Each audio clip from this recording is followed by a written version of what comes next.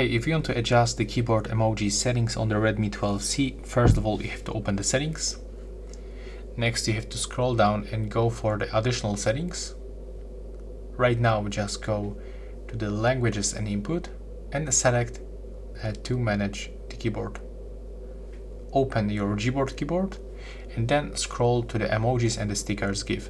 And as you can see here, we can enable or disable all of these options by tapping on the parameters. And first we've got the emoji fast access row, then emojis in the symbols keyboard, emoji with the physical keyboard.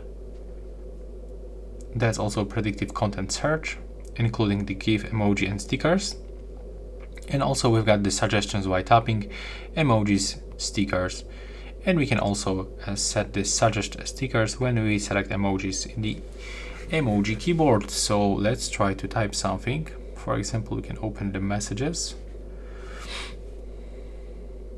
Now that's the contact that we have to input. Okay, maybe we can do this in the browser.